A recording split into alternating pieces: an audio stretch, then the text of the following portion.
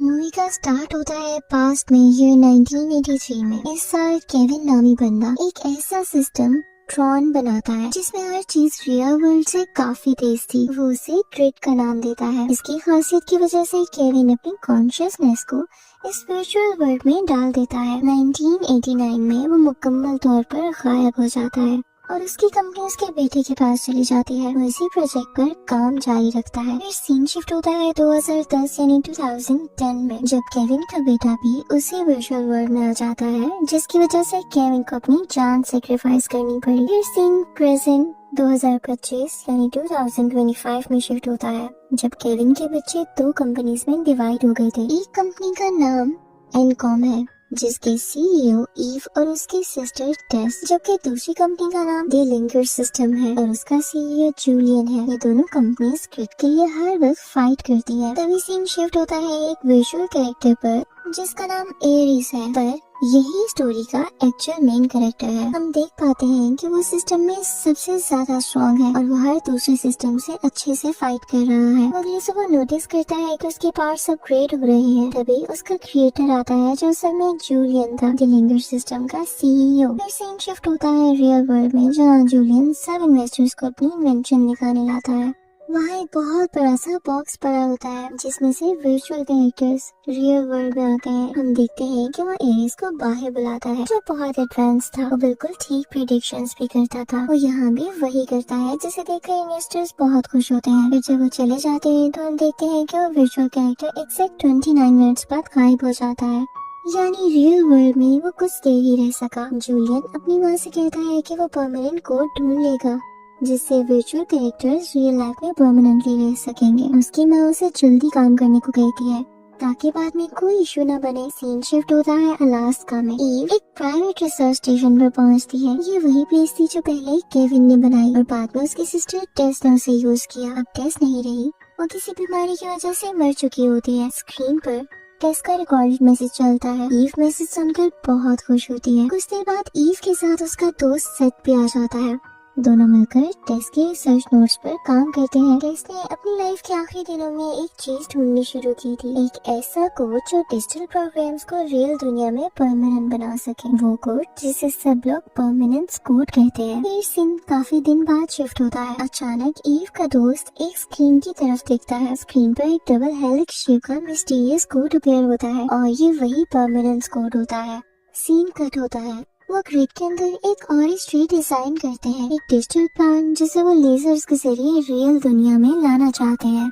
Laser activate होती है और एक रियल ऑरेंज ट्री उनके सामने आ जाता है। ईव और उसका दोस्त 29 मिनट्स का टाइमर सेट करते हैं। 29 मिनट्स कंप्लीट होते हैं, लेकिन वो ट्री वही रहता है। सीन शिफ्ट होता है वापस ग्रिड के अंदर। एरिस जूलियन के बर्ताव पे परेशान होता है। उसके लिए मैं सिर्फ एक टॉय हूँ। उसकी सेकंड इन कमांड उसके पास आती है और उसका रियल वर्ल्ड एक्सपीरियंस पूछती है। वो कहता है कि इस दफा वाला एक्सपीरियंस बहुत डिफरेंट था। सीन शिफ्ट होता है एनकॉम पर, जो अपनी लेटेस्ट गेम लॉन्च कर रहा होता है। हर जगह एक्साइटमेंट थी, लेकिन ईव कहीं नजर नहीं आती।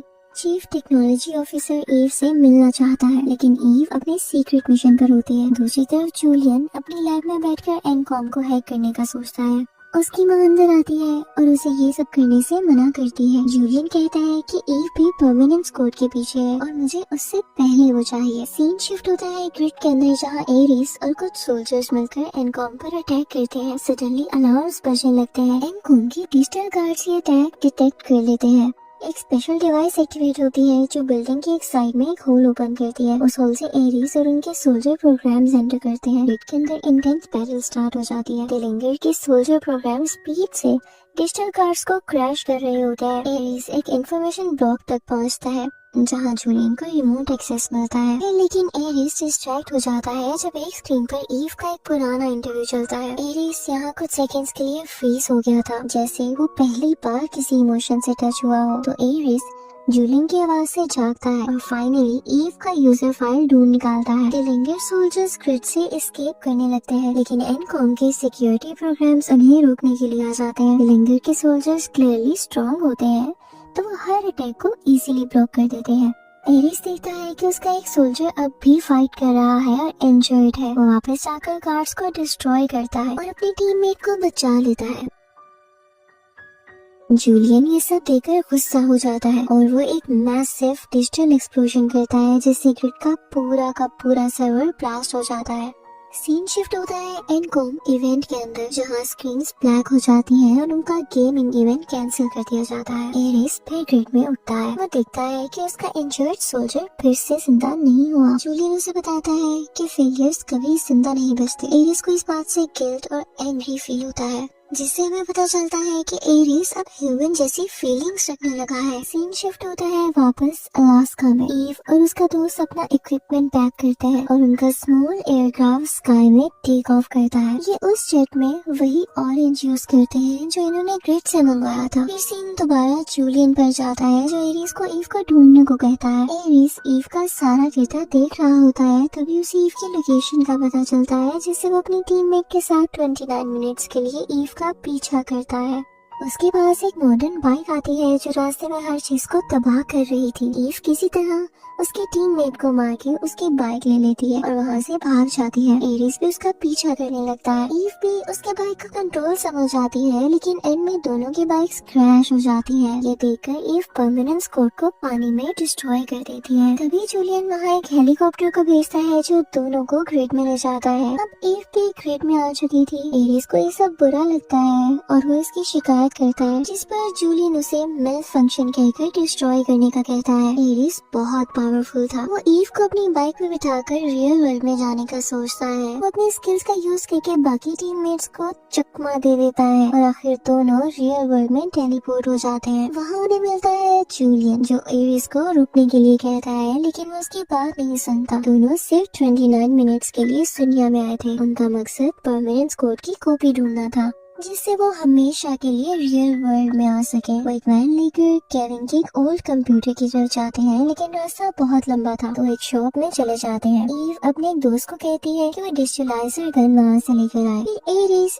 एक तरह की स्पोर्ट कार ले लेता है और दूसरी तरफ जूलियन दूसरे सोल्जर्स को रियल वर्ल्ड में लेकर आते हैं ताकि वो एरिस और ईव को खत्म कर सके। इसके बाद सीन शिफ्ट होता है। एरिस और ईव पर्च ऑफिस पहुँच जाते हैं और उन्हें केविन का पीसी यानी पर्सनल कंप्यूटर भी मिल जाता है। तभी वहाँ से जूलियन के सोल्जर्स आ जाते हैं, लेकिन वो हमला नहीं करते क्योंकि उसका 29 मिनट यानी 29 मिनट का टाइम खत्म होने वाला था। तभी ईव का दोस्त एरिस को डिजिटलाइज गन से ग्रिड में भेज देता है। जूलियन के सोल्जर्स ये देखकर अंदर आ जाते हैं और सारा सिस्टम तबाह कर देते हैं और वो डिजिटलाइजर गन को भी तबाह कर देते हैं, जिससे एरिस ने वापस आना था। फिर सोल्जर ईव के पास जाते हैं ताकि वो उसे मार सके। तभी उस पर पानी गिरने लगता है जो उसने पहली बार देखा था, जिससे वो डिस्ट्रैक्ट हो जाती है और वापस ग्रिड में आ जाती है। वो फिर फोर्सफुली वापस रियल वर्ल्ड में आती है, जबकि दूसरी तरफ एनकॉम का एम्प्लॉय वहाँ ऑफिस में आता है। ईव उसे सब बताती है और वो डिजिटलाइजर गन को ठीक करने के लिए कहती है, लेकिन वो डेलीगर के सिस्टम को हैक करने लगता है। तभी हम देखते हैं कि जूलियन के सोल्जर्स ईव के पीछे होते हैं। ईव भागने की कोशिश करती है लेकिन वो फंस जाती है। फिर सीन शिफ्ट होता है ग्रिड में। एरिस पे जो कि ग्रिड के बिट के थ्रू केविन तक पहुंचता है। उसे कहता है कि ये सब ईव की जान बचाने के लिए कर रहा था। इस बात पर केविन उसे परमानेंट स्क्वाड दे देता है और वो रियल वर्ल्ड में आ जाता है और वो ईव की मदद करता है। वहाँ एरिस जूलियन के सोल्जर से बहुत मुश्किल से फाइट करता है और वो लोग एरिस को मारने ही वाले थे। तभी डेलीगर के एम्प्लॉइज उसका सिस्टम हैक करके इसे डिस्ट्रॉय कर देते हैं, जिससे जूलियन के सारे सोल्जर मर जाते हैं। फिर जब जूलियन की कंपनी के बाहर पुलिस आती है तो जूलियन अपने आप को ग्रिड में ले जाता है। हमें दिखाया जाता है कि ईव ने परमानेंट स्क्वाड के थ्रू बहुत अच्छे काम किए हैं, जिनसे ह्यूमैनिटी को बहुत फायदा हुआ है और एरिस के वर्ल्ड में खुशी है। वो अपने साथ के दोस्तों को ढूंढ रहा है। इसके बाद एंड में हमें ग्रिड के अंदर का सीन दिखाया जाता है, जहाँ जूलियन को एक डिस्क मिलती है। वो उसे पकड़ता है, उस पर एक आर्मर चढ़ जाता है और इसी के साथ ये मूवी यहीं पर एंड हो जाती है। I hope you like the explanation. Thank you for watching.